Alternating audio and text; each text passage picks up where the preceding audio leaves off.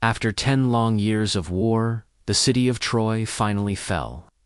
The Greek hero Odysseus, king of Ithaca, had helped win the war with his clever plan of the Trojan horse. But the war was only the beginning.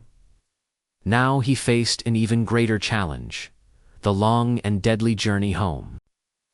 Odysseus and his men sailed away from Troy, hoping to return home quickly. But the gods had other plans. The sea was vast, mysterious, and filled with dangers no mortal had ever faced. Their first strange stop was the land of the lotus eaters. Here, people lived peacefully eating a magical plant called lotus. But the lotus caused anyone who tasted it to forget their home and never want to leave. Odysseus had to force his own men back onto the ships before they forgot everything. Soon after, Odysseus and his crew landed on another island and discovered a giant cave filled with sheep and food. But the cave belonged to a terrifying monster, the Cyclops Polyphemus, a one-eyed giant and the son of the sea god Poseidon. The giant trapped them inside the cave and began eating the sailors. But Odysseus used his greatest weapon, his intelligence. He tricked the Cyclops, blinded the monster with a burning spear, and escaped by hiding beneath the giant's sheep.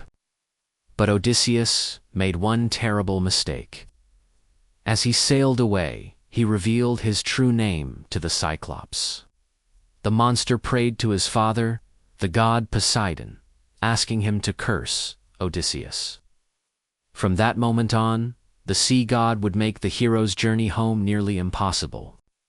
Odysseus later reached the island of Aeolus, the king of the winds. Aeolus gave him a magical bag containing all the dangerous winds of the world, leaving only a gentle breeze to guide the ships home. Just as Ithaca came into sight, Odysseus' curious crew opened the magical bag while he slept. The trapped winds burst free, creating a massive storm that blew their ships all the way back across the sea. The next danger came from the powerful sorceress Circe. She welcomed the sailors into her palace, but secretly turned them into pigs using her magic. With help from the god Hermes, Odysseus resisted Circe's magic. He forced the sorceress to return his men to human form. They stayed on her island for a year before continuing their journey. To find the path home, Odysseus was forced to travel to the land of the dead.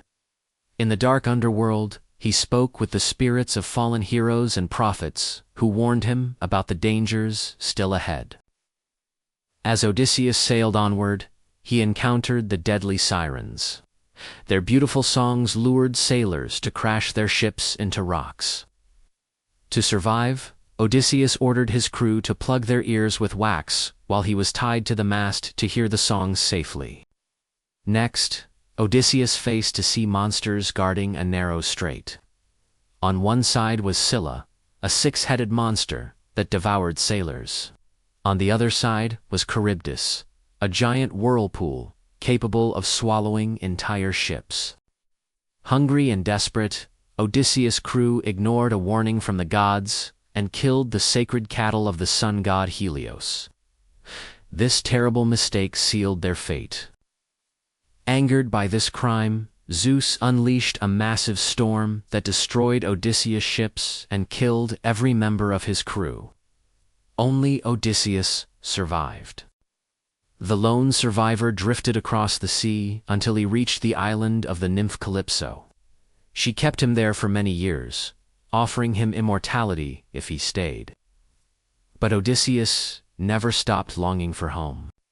Eventually, the gods ordered Calypso to release him. Odysseus built a small raft and sailed once more across the dangerous sea toward his homeland. After 20 long years away from home, Odysseus finally returned to Ithaca. Disguised as a beggar, he defeated the men who had taken over his palace and reunited with his loyal wife, Penelope. The deadliest journey in Greek mythology had finally come to an end.